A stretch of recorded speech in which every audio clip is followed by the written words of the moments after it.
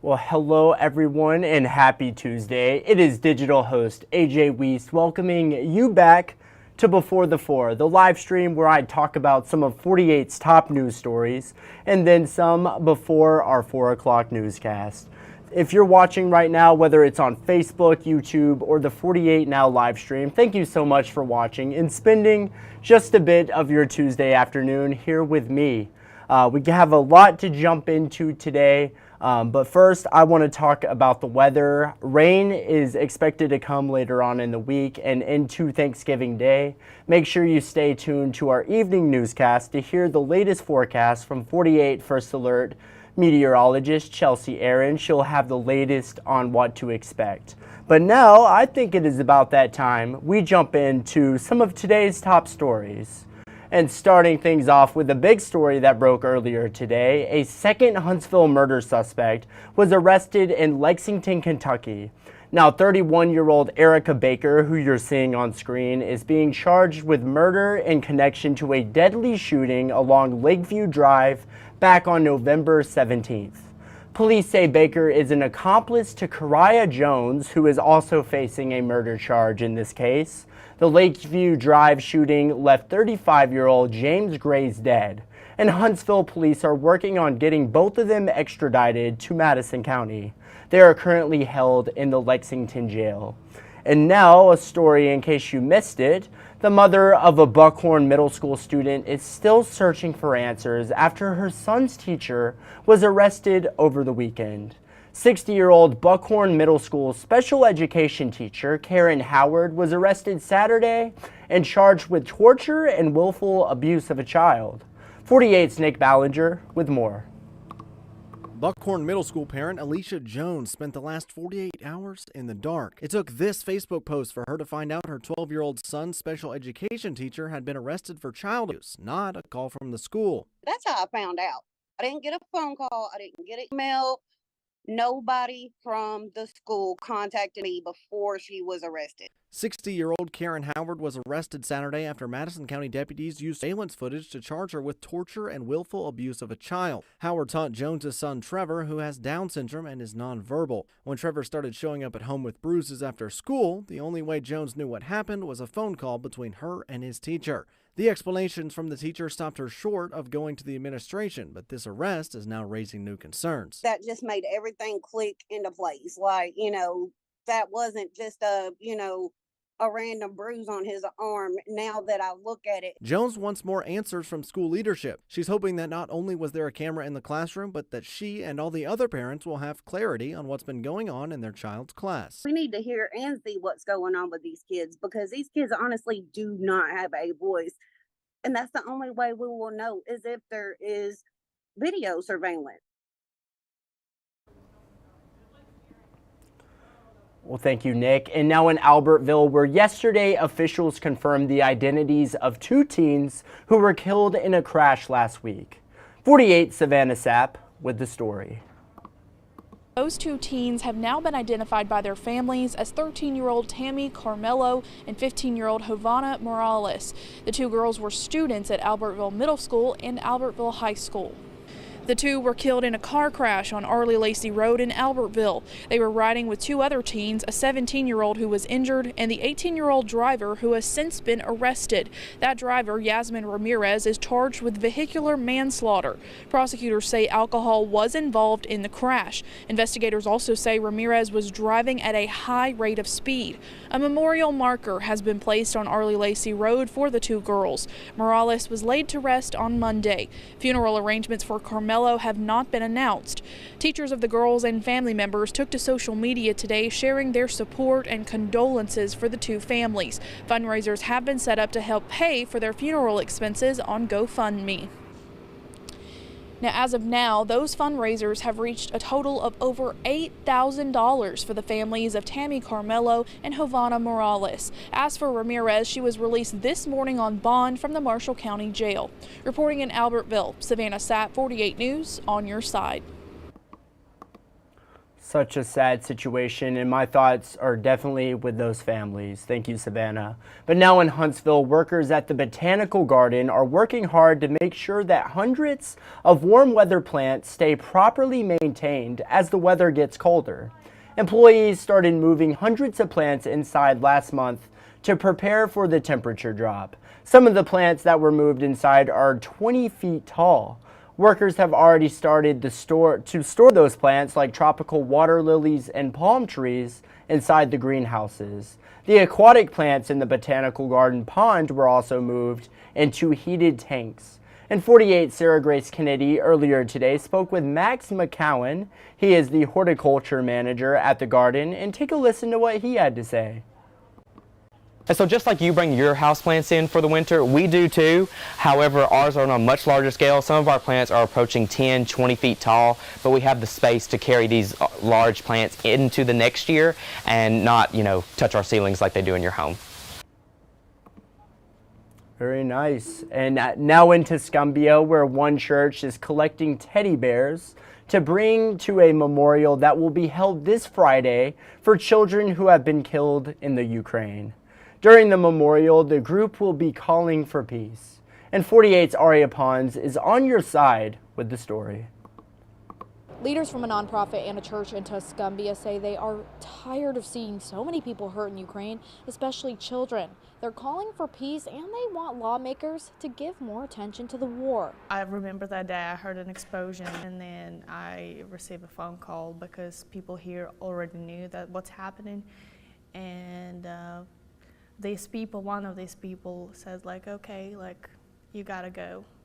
So I packed my bags. Kate Hlotke says she remembers exactly where she was when Russia invaded Ukraine over 2 years ago. She says she knew she had to get out as soon as possible, and since she knew people from Tuscumbia, she went there. It wasn't the easiest decision. Hlotke will be just one of over 50 people traveling to Washington, D.C. this week to hold a memorial for children in Ukraine who have been killed during the war. Jeff Abrams with the Tuscumbia Church of Christ is organizing the memorial. Abrams has traveled to Ukraine regularly for the last 30 years on mission trips and says the current state of Ukraine is heartbreaking. I stood at a bench in the city of Kharkov where a 14-year-old girl, her name was Sophia, she was just sitting there on a beautiful day. A bomb exploded behind her and it took her life. Abrams has gathered 600 teddy bears with a ribbon of blue and yellow around them from donations. He says he plans on setting them right on the hill at the Washington Monument for their memorial. Just the visual of how many kids are not going to go to school, or not going to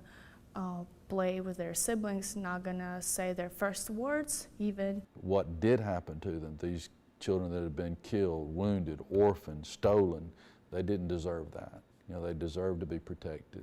The memorial will be held on Friday at noon at the Washington Monument in D.C. Reporting in Tuscumbia, Aria Pons, 48 on your side. Thank you, Aria. The Ukraine-Russia war continues as Russia appears to make advancements in the conflict, according to a new assessment. NBC's Richard Engel has more. Russia is advancing at its fastest pace in 2 years, according to an assessment from the Institute for the Study of War. Moscow is firing swarms of drones daily, as well as artillery and missiles. But it was Russia's launch of a new kind of missile last week that got NATO's attention. Ukrainian intelligence clocked it flying 11 times the speed of sound. Russia has the momentum as the holiday season in Kyiv begins. Oh my God! Merry Christmas, Merry Christmas. This charity gives psychological support to children whose parents were killed in battle or had their homes destroyed by making cupcakes, writing letters to soldiers, and tying bracelets. This is so nice. And crafting ornaments in Ukraine's national colors. I will put this on our tree at home. Down to the American flag on the table, their message couldn't be clearer. Please don't abandon us. How important for Ukraine is that American support? We hope a lot for U.S. support to finally bring us victory, says Oksana Sliapova. Those fears that American support is dwindling, coming after President-elect Trump repeatedly criticized current aid levels. Kyrylo's father is missing in action. How much does your son understand about what happened to his father? He knows that his dad has disappeared, but every night he hangs up the keys and hopes he'll come home, says Tetiana. She's lost her faith in the war. I think we're going to lose, she says, and we will be taken over by Russia. Ukrainians have held strong for more than 1,000 days, but with Russian advances and U.S. policy in transition, the stress is showing.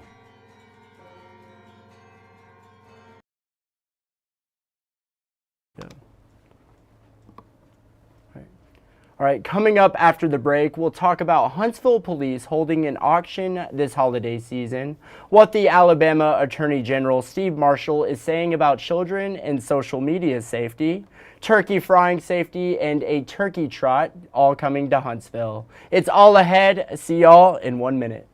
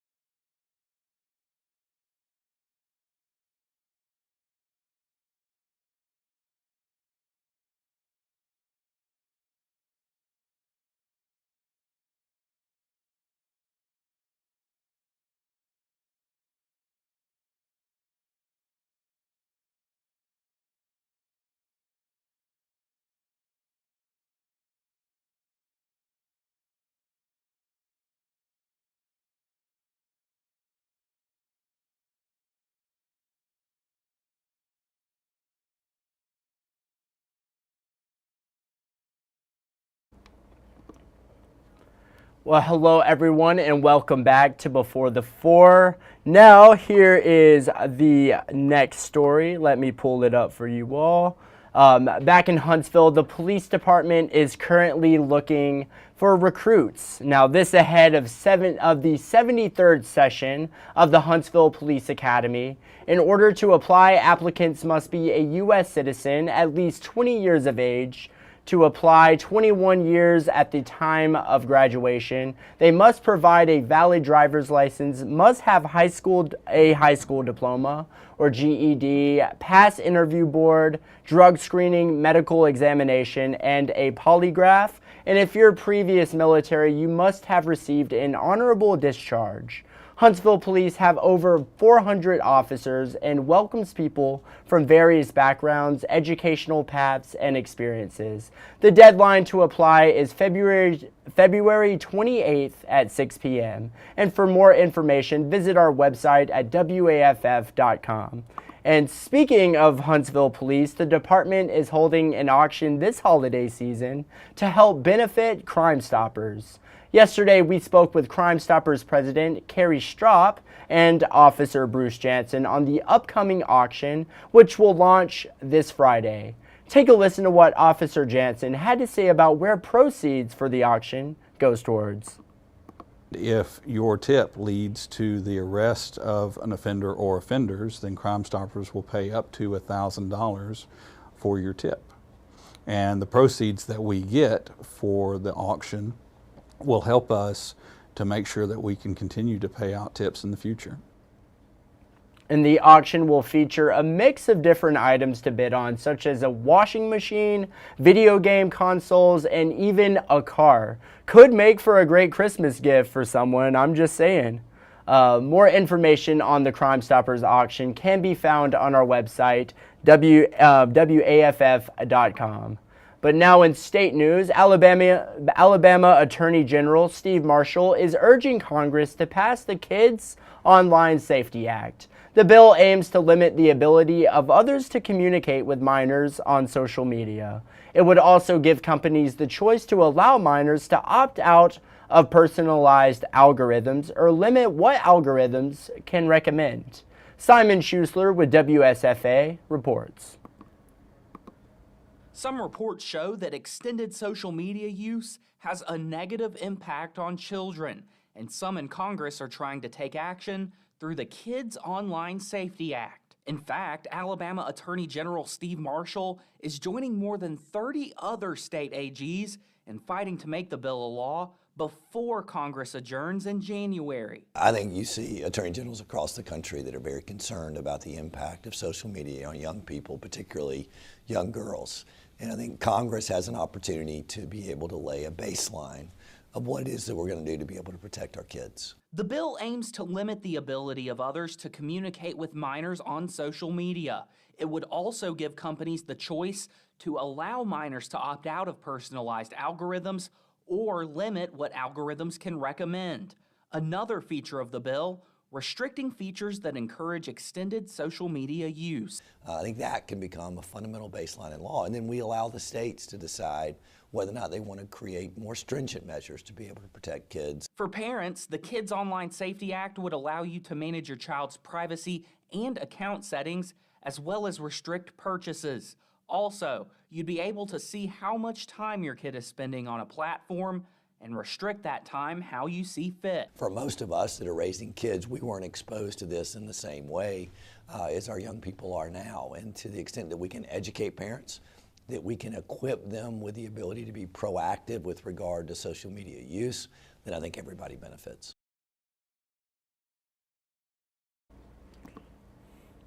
Well, thank you. And now in national politics, the special counsel who filed dozens of federal charges against Donald Trump has now moved to drop 2 cases against the president-elect.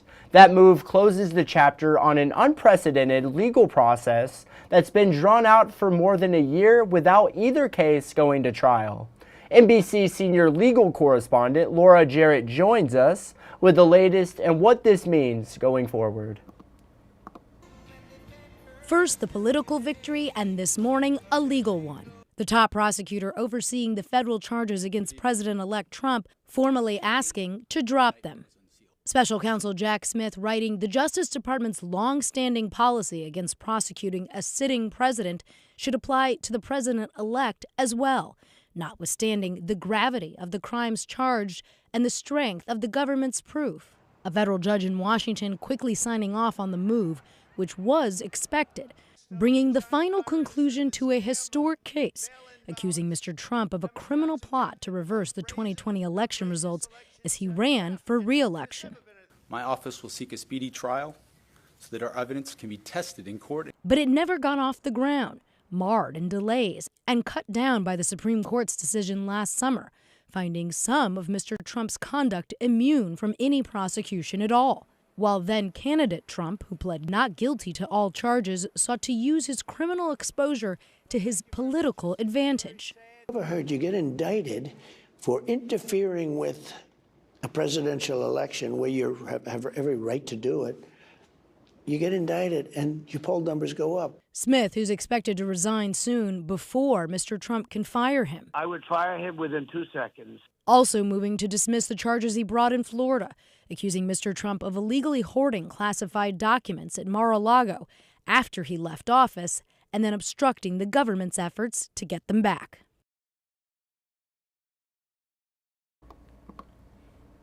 Well, thank you. And Thanksgiving is almost here. And as always, we want you to be careful if you are planning to fry a turkey this year.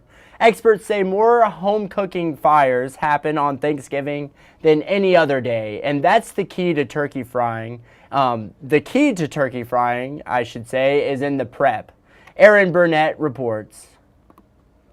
First, for safe consumption, cook your turkey at 350 degrees for 3 minutes per pound. So we ordinarily ask or suggest that people cook their turkey inside of an oven. It's the safest way. However, if you choose the alternative way of frying it, we recommend a few tips. So once you put the unthawed out or thawed out turkey in the fryer, you fill it up with water and then mark the inside of the actual fryer to determine how much oil to put in. Once you've determined how much oil to put in by measuring it with water, you take the turkey out, dump the water out, dry it real good, put the turkey back in. Use a thawed out turkey and slowly enter it into the hot oil. If you're outside, make sure you're 10 feet from the building. And if you plunge a frozen turkey into overheated oil too fast, this could be your house.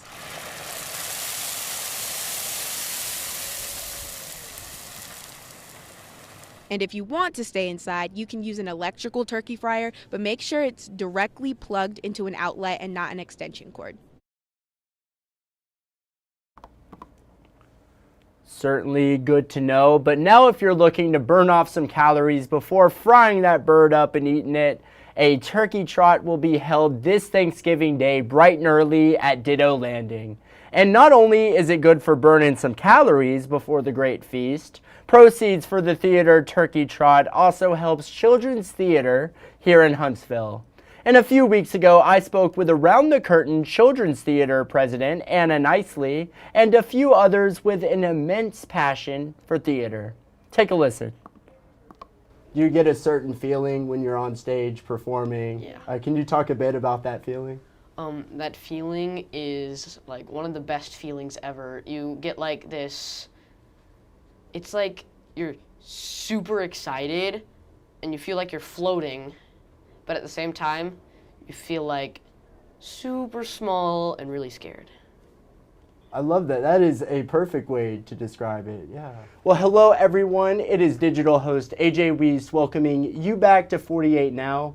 Today I am joined with Miss Anna because the 3rd annual Theater Turkey Trot, it's coming to town at Ditto Landing this Thanksgiving morning. And Anna, could you first talk a bit about the Turkey Trot? What is your favorite aspect of the annual event? It's become a tradition, kind of. So getting with all sorts of people that may or may not be your family, but you're still a community on Thanksgiving morning, and you feel less guilty then when you sit down to eat a little bit later on. That's right. And it's something that we've looked forward to now. Yes, ma'am. So proceeds for the race go towards Around the Curtain, the community children's theater. Yes. Can you talk about the community theater for children and how much holding this race means to them? Well, ATC is actually turning 3. We turned 3 on Monday, so we have our celebration this weekend, since 3rd 5K. But the proceeds go to help keeping the arts affordable, because we have some amazing theater programs, music programs all through Huntsville. Huntsville is very blessed in that aspect, but the arts can become expensive quickly, especially, you said you did theater, and yes, ma'am.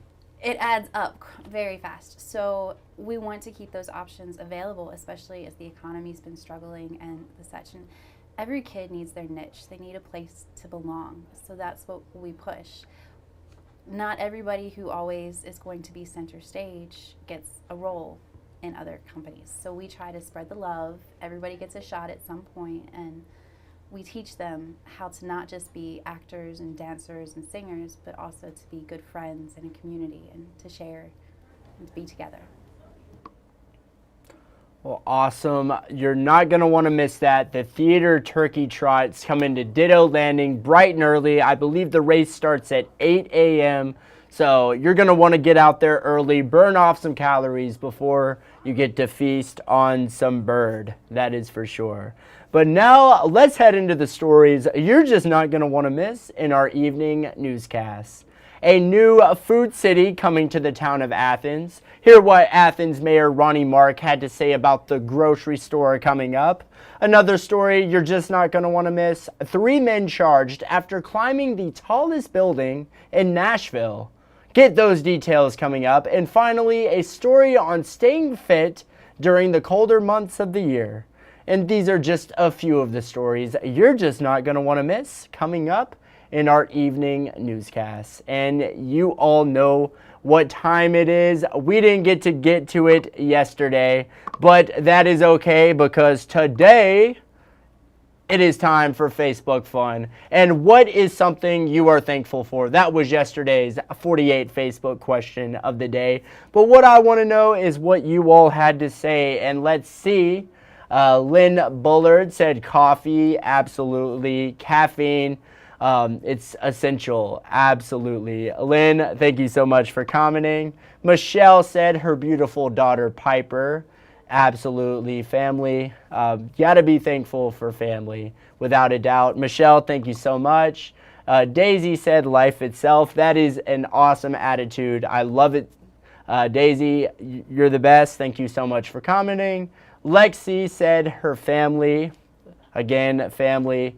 You thank your family this Thanksgiving. That is Awesome. Thank you so much for commenting. And then Mitzi said toilet paper. I mean, come on. Without it, we would be forced to wipe with leaves or pine cones. So yes, I'm thankful for toilet paper. It is we take it for granted, I think. I think toilet paper often gets taken for granted. Mitzi, I agree 100%. I am thankful for toilet paper as well. Everyone who commented, thank you so much for commenting. I'm thankful for you. Well, that is just about all the time I have in today's Before the Four, but I want to thank you all for sticking around this Tuesday afternoon and spending a bit of your Tuesday afternoon here with me. If you haven't done so already, make sure you download the 48 Digital app, the 48 First Alert Weather app, and the 48 Sports Zone app. Turn on those push notifications and you will never miss a breaking story. With that said, thanks for watching. You all have a great night.